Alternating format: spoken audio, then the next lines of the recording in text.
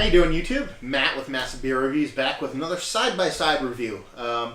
Earlier in the month, we did a side-by-side review of Weyerbacher's Blithering Idiot, which is their barley wine, and their Insanity, which is their barrel-aged version of Blithering Idiot. Had a little bit of fun with that one, so I figured I'd do another side-by-side. This side-by-side, though, is going to be a little bit different. We're going to be tackling Ommegang's Three Philosophers. We're not going to be tackling two different styles of beer, the same beer that's barrel-aged. We're going to do a side-by-side of what age does to a beer. So today we're going to be doing Ommegang's Three Philosophers, which is their quadruple. I've had it before. I've had this old, and I've had brand new before, but I've never had them side-by-side, and I'm kind of curious as to how they stack up.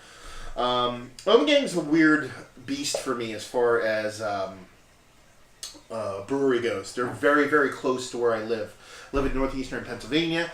Ommegang is very close. They're in Cooperstown, New York, home of the Baseball Hall of Fame. And so they're not too far. It's only a couple hour ride away. I've never gone to their brewery. Really want to go check it out. But they're kind of, how do I put it? Sometimes they're good for me, sometimes they're bad. Some of their beers are a little uninspiring, some a little bit better. Their pricing is a little bit off for me, and we'll get to that when we get to the value section. But all in all, they do make a very big effort to do their Belgian ales, especially with their Belgian lineage with who they're owned by.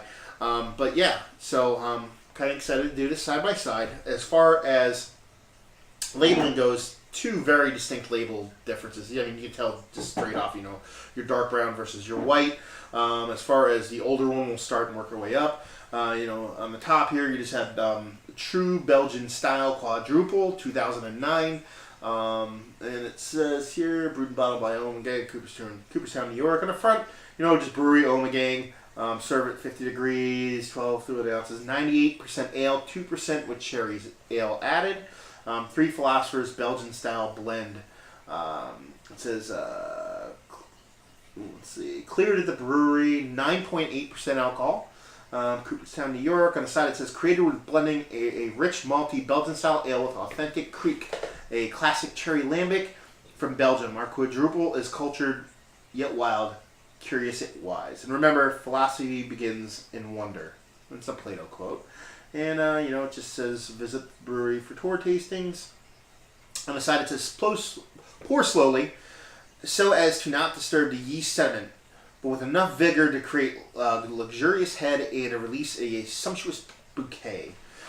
Brewery Ommegang is 3,264 miles from Brussels, but its heart is right in Belgium. It was created out of our devotion to unique ales brewed by the country where brewing is an art and partaking is a passion.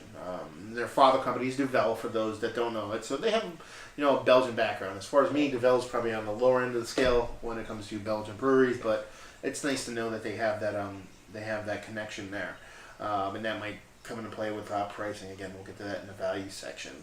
So yeah, that's pretty much it. I mean, the labeling, it looks very generic, not bad, not good. It's just it's nice. As far as the new one goes, same thing. You got a ribbon up top, and it says Ommegang, Cooperstown, New York. Nothing about the beer up top, it's where it is and whatnot.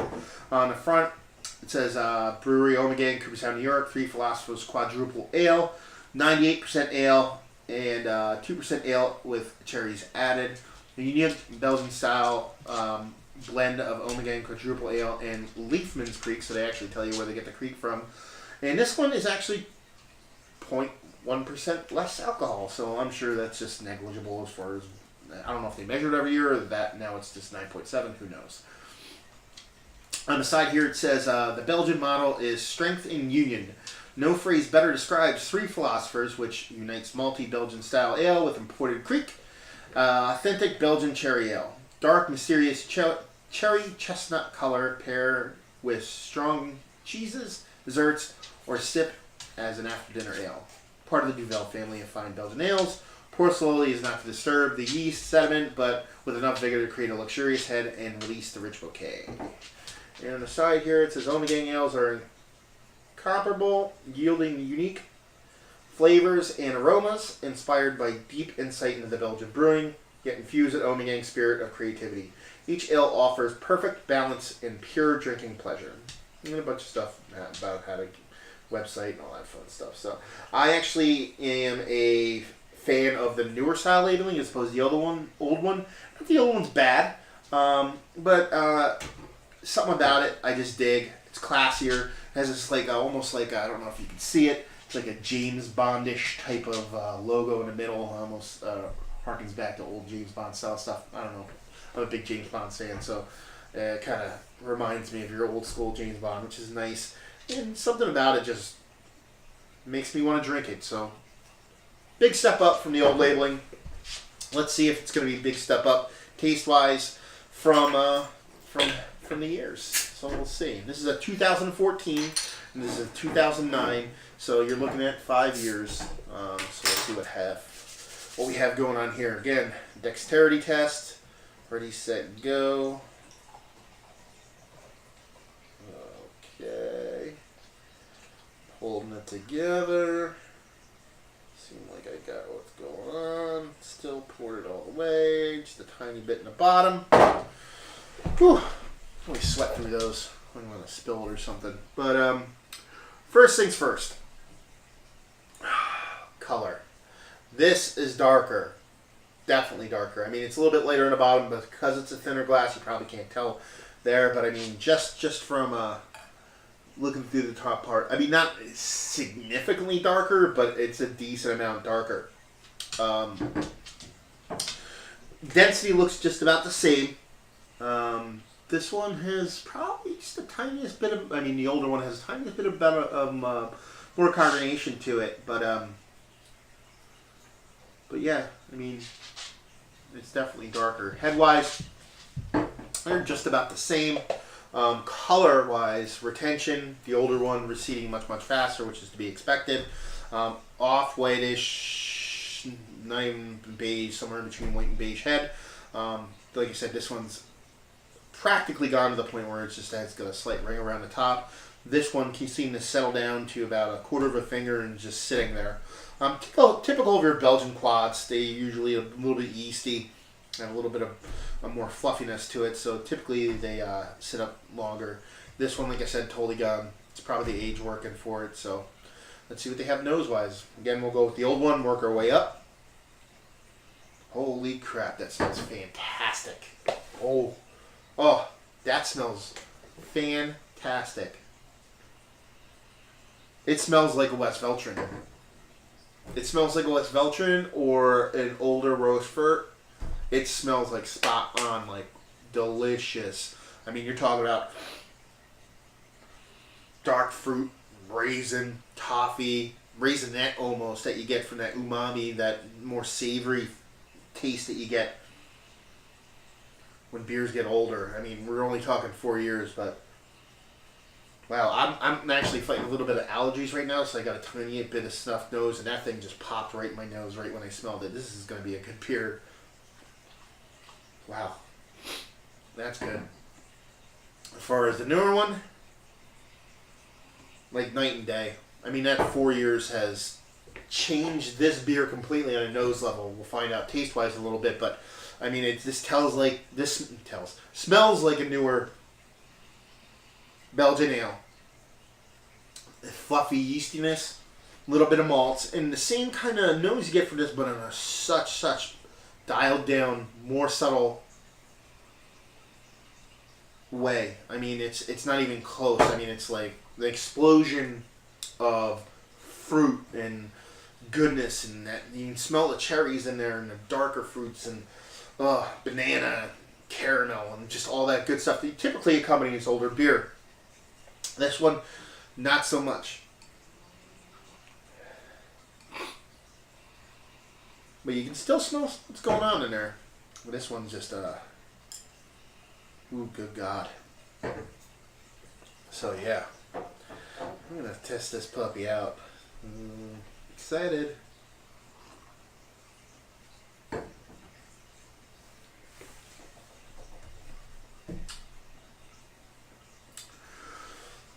I love old beer. I love it so much. It's got some oxidation going on. You can taste that almost like papery taste in there, but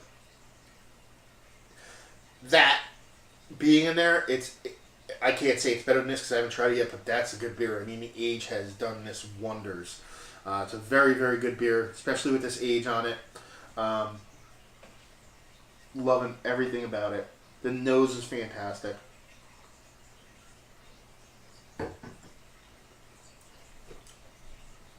The body, like I said, the taste, it's got that little bit of oxidation going on, so it dials it back just a little bit. But you definitely get the caramel in there. Definitely get the dark fruits. Bit of banana. Just a very, very, very good beer.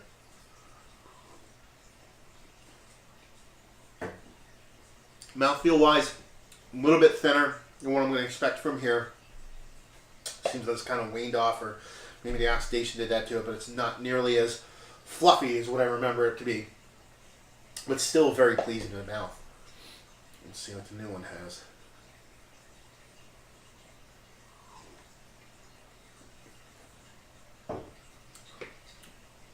Night and day mouthfeel wise.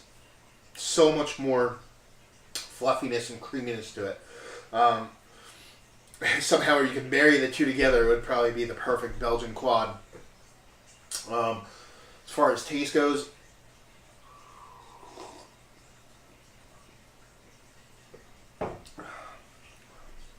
good, a little bit, well, definitely drier finish. Definitely some yeastiness in there. You can taste that.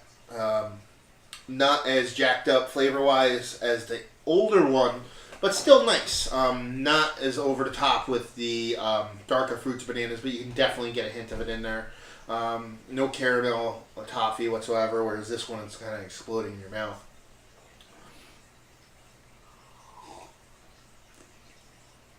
But the mouthfeel is just like ridiculously fluffier.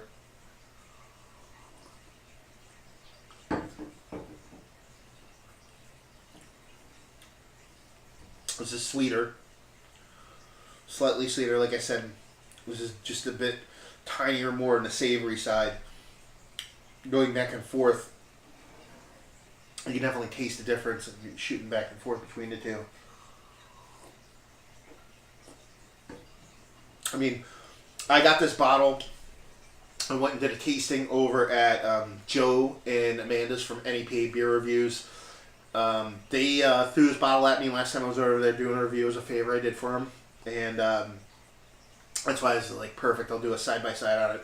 So I'm pretty sure this was handled with care because he does a great job cellaring his beer. So if, barring any, whatever you want to call it, misnomers or weird kind of like mistakes along the way that somebody else did, excuse me, I'm going to assume this is probably reached its max as far as like aging wise. Would be for maybe 5 years. It can't be though. This has to be able to retain longer. So it could just be a capping issue or something like that. If it was sealed better, maybe it'd last another 4 or 5 years and even get better. But if you have ones that are about 4, 5, 6 years old, you might want to start cracking them now. And again, thank you, Joe and Amanda, for giving this to me. Like I said, NEPA Beer Reviews. You can find them on Instagram, YouTube, Twitter, all that stuff at NEPA Beer Reviews. Great beer reviews. Joe's going to be a great brewer one day. I'm sure I and all you other beer tubers out there are going to be reviewing his beers one day and saying really good things. All in all, grading them on overall, I'm going to give this a 93 due to the age. Okay, 93. The age has just done this wonders. Even with that little bit of oxidation, just makes it taste fantastic. And I can't express how fantastic nose is on. I mean, it's amazing. This overall, I'd probably give like an 80, an 86. Still a good Belgian quad, but just lacks that, I don't know, lacks a little bit of maltiness, lacks a little bit of flavor profile, just lacks that little bit. I mean, mouthfeel is fantastic, but it just lacks all those points that you typically get with a really good Belgian quad. So that goes to show you what time does, even not even barrel aging, but what time does to a bottle of fermented ale. Value-wise, or let's do availability first. I want to talk about value in the end. Availability, in northeastern Pennsylvania, you should be able to pick this up anywhere you go. I mean, you're talking a couple hours away, so typically you're talking about Ommegang. Their whole line is usually readily available. So I'm going to give it a availability scale. I'll give it like a 9. Value. This is kind of where Ommegang jumps the shark for me. In this area, Three Philosophers, usually you're looking, give or take, right around $20 for a 4-pack of Three Philosophers, which is their quad. I can get a 4-pack of Chimay. I can get a 4-pack of La Trappe. I can get a 4-pack of La Small. I can get a 4-pack of a lot of other Trappist, if not Trappist, Belgian-style quads for the same price point. And for me, that makes 0 sense. You want to tell me that you're a couple hours away and you haven't been in the game nearly as long, even if you have the whole Duvel connection, you haven't been in the game that long. I should spend as much for your product as some of the OGs out there. That's where it kind of gets weird. So on a value scale, I have to give it like a 2. $20 for a 4-pack of a good quad isn't too bad, but I mean, if I can get my car, and I'm on a tank of gas, I can drive there and come back, and you want me to spend the same amount on a beer that I have to get a plane ticket that costs a couple $1,000s and hours and days of my time to get to, that's, for me, is a little bit skewed. I know beer is beer, and good beer is good beer, and it is what it is. But, I mean, all in all, it just doesn't make sense. So, on a value scale, I got to give it a 2. So, yeah, 93, 86, availability, give it a 9, and just value, just 2. I want to even give it lower, but I don't want to, it's still like $20 or below, so I can't give it like a 1 or a 0. But, yeah, it's another side-by-side review in the books. Hopefully you enjoyed it. If you're a quad fan and money's not an object, and you've never had Ommegang's Three Philosophers before, you might want to pick it up. If you're one who looks for value, it might be something you want to skip, but if it's definitely worth buying a bottle of and trying it at least once. If you see a white label one floating around, definitely pick it up, because that time has done it wonders. I would love to taste even an older one, so if somebody out there has ones even older, I'm willing to try it for you. So yeah, I'm Matt with Massive Beer Reviews, another review in the books. Hopefully you enjoyed it, and if you do, like, subscribe, comment, tell us how much you liked it. If you don't like it, tell us how much you don't like it, what you don't like about us. You can find us on different parts of the internet, Facebook, Instagram, and Twitter at Massive Beers. Instagram is probably our most active page, so if you're looking for us, check us out there.